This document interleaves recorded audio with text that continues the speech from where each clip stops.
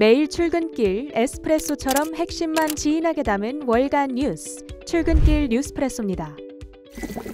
현지 시간 19일 뉴욕 증시는 내일 전해질 FOMC 결과를 대기하며 10년물 금리가 하락하자 일제히 반등했는데요. 특히 S&P 500 지수는 0.56% 오르며 사상 최고가를 경신했습니다. 전일 차세대 괴물칩 블랙웰을 공개한 엔비디아, 이후 애널리스트들의 호평이 이어졌습니다. 골드만삭스는 엔비디아 목표가를 기존 $850에서 $1000까지 높여 잡으며 단순히 GPU나 칩 단계에서가 아니라 데이터 센터 스케일에서 혁신을 이뤄내는 엔비디아만의 능력이 증명됐다고 평가했습니다. 슈퍼마이크로 컴퓨터가 $20억 규모의 주식 공모를 발표했습니다. 200만 주를 공모함에 따라 발행 주식 수는 총 5,860만 주로 늘어나는데요. 기존 주식의 가치가 희석될 거란 우려에 주가 9% 가까이 밀려났습니다. 전일 엔비디아가 블랙웰을 공개함에 따라 업계 눈높이가 상향됐습니다. 특히 대규모 언어 모델 훈련 과정에 들어가는 전력 소비량을 75%나 절감시키는 놀라운 기술 혁신을 이뤘는데, 이로 인해 업계 내 경쟁 심화에 대한 우려가 일부 반도체주들, 특히 AMD의 발목을 잡았습니다. 미국 최대 백화점 기업 노드스트롬의 창립 일가가 노드스트롬을 증권거래소에서 상장 폐지하고 민간 회사로 전환하는 방안을 모색 중입니다. 주가 9%대 급등했습니다. 바세린과 도브, 벤앤제리 아이스크림으로 잘 알려진 유니레버가 자사의 아이스크림 사업 부문을 분사시키겠다 밝혔습니다. 비용 절감을 위한 7,500명의 감원 소식도 전했는데요. 분사 후 한 자릿수 중반의 매출 성장과 소폭의 마진 개선이 이뤄질 거란 기대에 주가는 상승했습니다. 출근길 뉴스프레소, 주목할 만한 헤드라인도 살펴보시죠.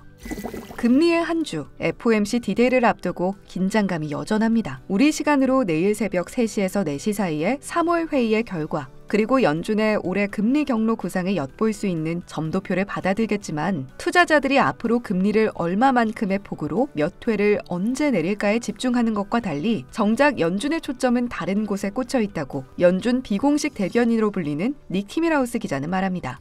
연준의 초점은 침차인데요. 지난주 CPI, PPI 예상보다 높게 나왔고 고용 견조하고 경제지표 탄탄하지만 오히려 인하 시기가 너무 이르다면 본의 아니게 침체를 불러오지는 않을까 걱정이라는 겁니다. 근거가 없진 않은데요. 미국 GDP 3분의 2가량은 소비가 지탱하는데 그 소비의 상당 부분은 연체가 쌓이고 있는 신용카드가 쌓아 올리고 있다는 겁니다. 그럼에도 S&P 500 지수는 금리 인하 종료 이후 역사적으로는 상승한 경우가 더 많은데, 점도표 이상으로 미국 경제의 침체 시그널은 없는지 계속해서 주시한다면 연준의 의중을 보다 빠르게 파악할 수 있겠죠.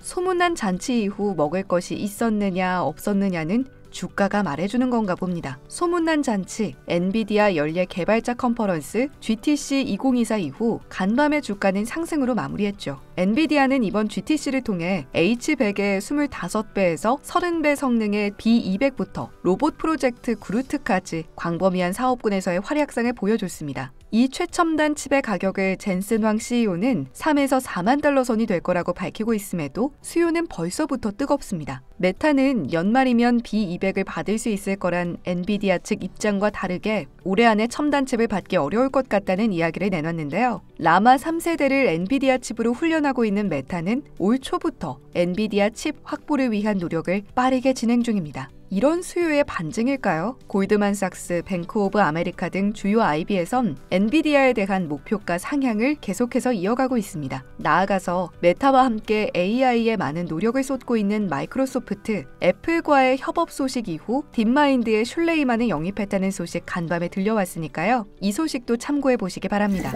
FOMC에 앞서 어제 있었던 BOJ 결정 내용도 전해드립니다. 일본은행은 새로운 정책금리 범위를 단기금리 마이너스 0.1%에서 0에서 0.1%로 변경하기로 결정했는데요. 17년간 이어오던 마이너스 금리 시대가 이렇게 막을 내렸습니다. BOJ는 수익률 곡선 통제 프로그램 YCC 정책도 폐기하고 ETF 매입도 종료했는데요. 필요에 따라 장기 국채 매입은 이어가겠다는 입장을 내놨지만 앞으로의 금리 인상 경로에 대한 시그널이 확실하지 않았다는 평가가 나옵니다. 때문에 엔화 환율이 150선을 넘어서면서 불안한 움직임이 보였는데요. BOJ 이후 달러도 강세를 보였는데 특히 간밤에 20년물 입찰이 있었습니다. 응찰률 2.79배로 직전 2.39, 직전 6차례 평균 2.56배보다도 좋은 수요를 나타내면서 국채가가 오름세를 보였는데요. 시장 예상보다는 약했다 해도 본격적으로 정책 전환을 선언한 일본은행, 앞으로도 계속해서 주시하셔야겠습니다.